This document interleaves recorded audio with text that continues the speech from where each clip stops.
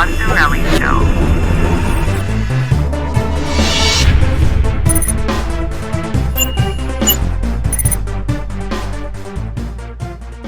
This is the Bonzarelli Show. We just came off a crazy episode of WandaVision. The memes are in full effect this week, and joining me is the king of memes himself. Been loading me up on the old Facebook there. Khim, what's going on? How you doing, brother? I'm pretty good. How about you, man? Good. We are on... we stream this live on Twitch TV / Bonzarelli. We clean it up. We slap it on the YouTube, all your podcast players. And we're talking about WandaVision episode 8, previously on. Khim, first of all, you pretty much nailed it on the nose with the Agatha stuff. Yeah. As far as like her backstory. I mean, I only knew what you told me, but it kind of played out pretty much how you said it would. Yeah. I noticed one thing, the way they de-aged her. There was like a slight de-aging to her face. Yeah. And it wasn't extreme because it looked good. Yeah, because, you know, for she's supposed to be 400 years old. Mm-hmm. You didn't have to do it. But it was just a nice touch just to say, okay, you're back in time. She still looks great for being 400 years later. Yeah. But we got a lot of her, even that part of the origin, they kind of showed like her quest for knowledge. Yeah. Which I really think is her ambitions here. Mm-hmm.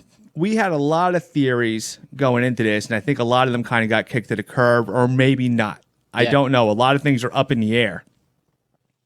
Yeah, that kind of just goes with my whole like tone or take on this episode. Like, I don't know. I'm not gonna lie. This episode kind of let me down a little bit. Did it? Yeah. To me, it was like it was a California roll. Like, you know, a stop sign's coming up. You don't do a complete stop. Like, that's kind of what they did with this episode. They didn't stop completely from how the momentum was going, but they kind of slowed down a little. Like, it was a take back. There was some exposition and stuff. I didn't like. I was a little disappointed with the Quicksilver stuff. Yeah. I just don't. And maybe it's still a red herring because maybe they're still just trying to throw us for a loop. Yeah. But like, I just don't want to believe he has nothing to do with X-Men Quicksilver. Yeah. That they just found it to fool the That they audience. thought it was just funny to do or something. Yeah, I mean, I get, you know, and like I was thinking about it today. It's like a lot of the, you know, like even the Spider-Man stuff. The only confirmed stuff is like Alfred Molina. There's a rumor of William Dafoe, but there's no confirmation about Toby or Andrew Garfield, which. Yeah. You know, and all we got is Doctor Strange in the multiverse. And I'm not saying they're not, but because we knew it was coming, we're looking for it. So we're looking for those clues and everything.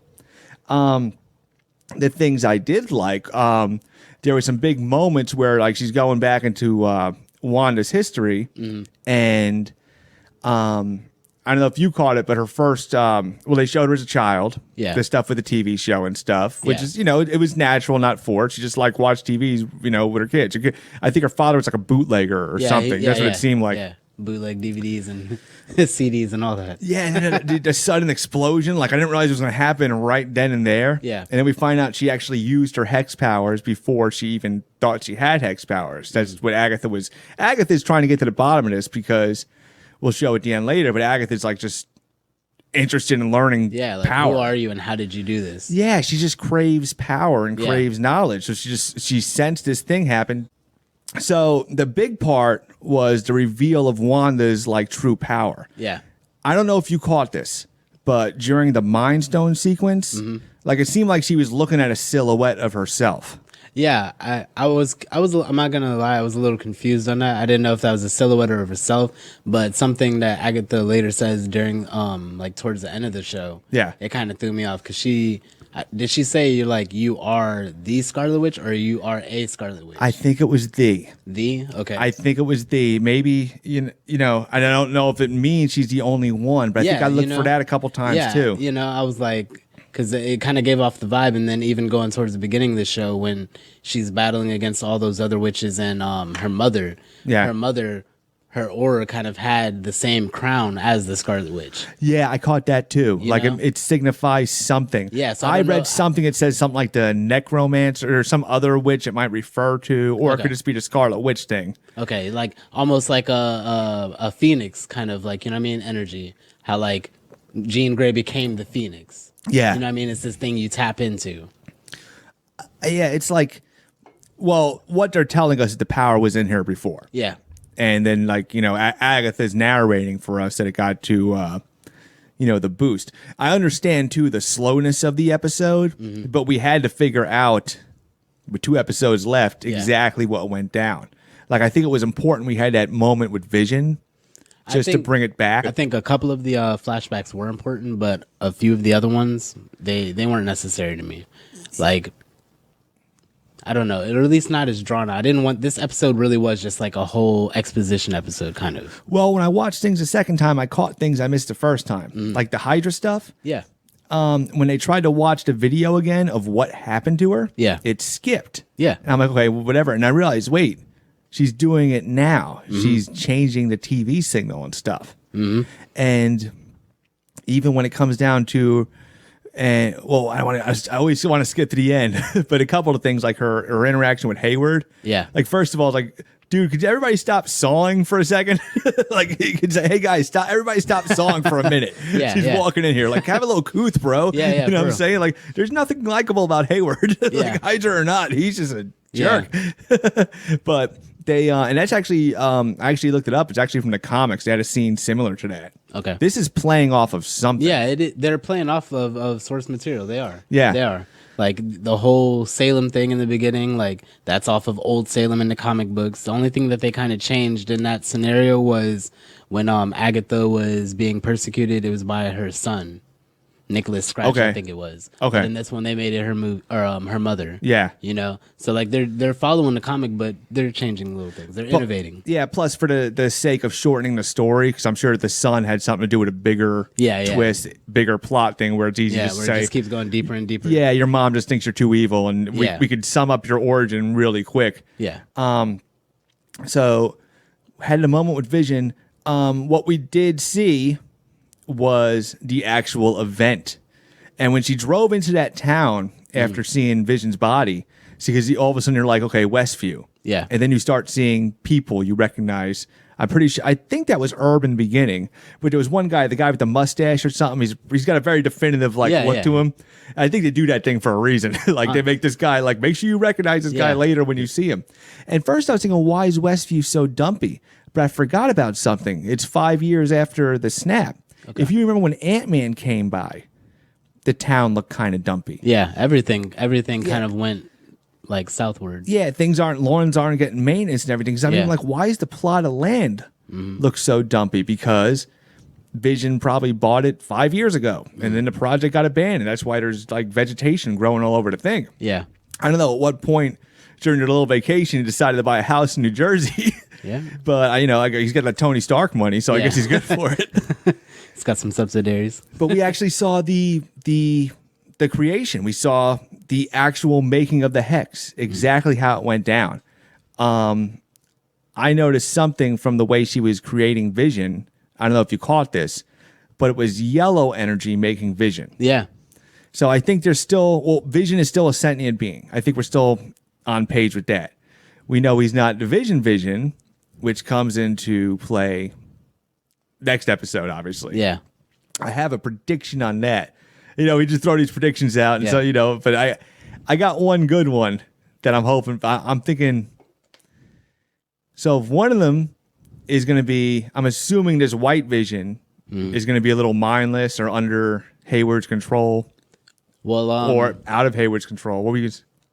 I of course, I went in and started looking up stuff. So it does go to the comics that happens, and it's the same thing that I was saying before. Kong the Emperor. Kong the Conqueror. Yeah, Kang the Conqueror. Kang the Conqueror. Yeah. He basically infiltrates they said it was a government agency. Okay. And he has them doing something that they don't even realize, and it was bringing Vision back, and that's where the white Vision came from. Okay. That's what the first thing I started looking up. I'm like, white Vision in Marvel. Yeah. I just like trying to see what source that they're pulling from. So that's something. So we have one Vision that's slapped together, kind of Frankenstein together. That's the real Vision. Then we got fake Vision, who's also sentient. So my thing is, what's the ending of this? You got 2 chances of saving Vision here. Yeah. So the craziest thing would be if somehow fake Vision merged with real Vision, and you get something a little better, even if it's not perfect. Yeah. But something that could step outside the hex, doesn't have his memories, and maybe he'll be a little duller. I'm hoping Vision still comes out of this. I don't know what kind of shape he's going to come in out of this. Yeah. That's what I'm saying. I don't know if the kids are going to come out of this. The only thing I'll say, like, I don't agree with the pace choice of this last episode. I feel like too many things that we are still wondering is going to be squeezed into one episode. You think it wound down too fast? Yes. See, I can't even buy the run times now because they say, next episode's going to be 47. Like, you guys have lied about every... Exactly. Either somebody's lying or we're just getting bad information. Yeah. But I could swear somebody says Kevin Feige said. So is he just like... Our runtime, and then we still end up with 47 minutes, and then 10 of that is credits. Was he just like doing an interview? He goes, they give me like an hour. Like, he wasn't even paying attention. Like, he's not even working. He's working on Doctor Strange. He goes, I think it's going to be an hour or something. Because the show is a brilliant show. Yes. So definitely. Besides this episode, hopefully this episode is where like they're doing the layup. You know what I mean? Like, okay, here's everything that happened. Everybody's in their positions. Yeah. So if hopefully next episode is a longer episode, or they just do what they got to do well. Yeah. I think the other out game of this is Wanda's going to level up. I think, or whether I can't see it happen in Doctor Strange, it would make more sense for it to happen in Wanda's show to prepare for Doctor Strange. Yeah, and then she'll be a part of Doctor Strange. There was a little foreshadowing with the conversation she had with Vision, which I think is going to come into play too, because Vision was saying things like, "What is grief?" but like the extension of love. So if there's that lesson to be learned, and she actually loses Vision or loses the kids. Maybe that's like will be her acceptance, and then she like where she comes full circle and says, I got to get myself under control here. Yeah. If that's the ending, and it's just the ending to Wanda's story and nothing else. I don't know who's going to make it out of this in one place. I'm wondering if Agatha is going to play a part in this multiverse stuff, or at least the Doctor Strange movie. I would really hope so. I would think it would be such a waste of a character, especially how everyone's taken on to Agatha. Yeah. Like, she's been meme central. In my opinion, she took over the show. Yeah. Once Agnes became Agatha, she was the most likable character. I think she's the best actress on the show, actor or actor. Yeah. Or actress or actor. Like, she stole the show, honestly. When you think of a lot of things, we talked about how she showed up at the dinner, but there was even like the part where she... remember the one where she forgot her lines or she messed up the scene? Yeah. It was almost like, because she's not under the control, she doesn't know what she's supposed to do. She's freestyling, yeah. She's freestyling. She's like, well, like Vision threw her off, and she's like, I think she genuinely didn't know, like, what do you want? Because she's supposed to be under Wanda's control. Yeah, yeah. So, she's playing like she's under Wanda's control. But, yeah, like I said, I think I'm hoping this is like the big layup for whatever's going to happen.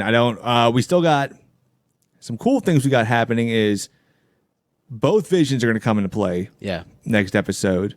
We've got Monica is still in play. We didn't see any of her. Nope.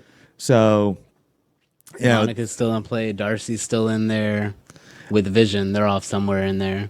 Yeah. Darcy's still out there in the van. She's waiting. And then we didn't see much of James Woo either. Yeah. So everything's kind of like I said. I said this the last episode, but now everybody really is in position and on their way to the thing. Like I said, I hope it finishes. I hope the ending is satisfying. Exactly. For as much as we've invested in it, because it started and we got hooked, and all of a sudden, like, whoa, the episode 3, we're in. Episode 4, wow. Yeah. I still have that faith in Marvel that they're not going to end it flat. I hope not. Yeah. I hope not. Especially how well written the show's been. I really just hope it's not rushed.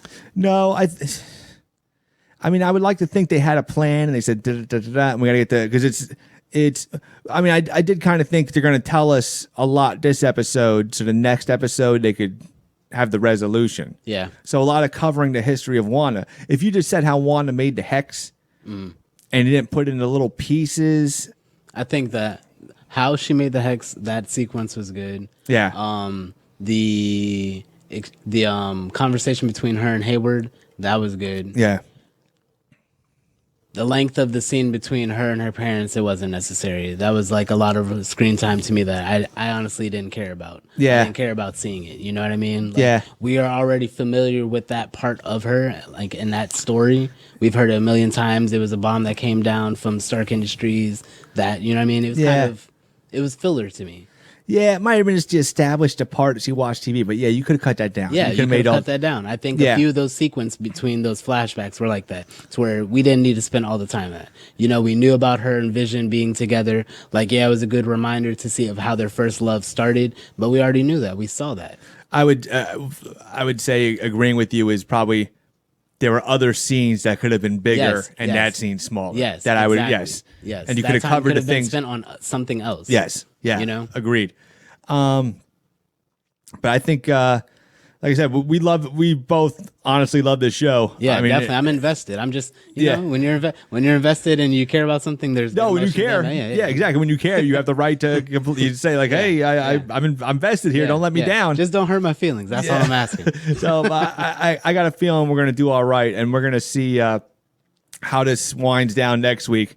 But once again, Khim, I want to thank you for being here. It's always great doing this show with you. And then, oh, look at this guy. Grand Theft Auto, about to binge watching WandaVision because of y'all.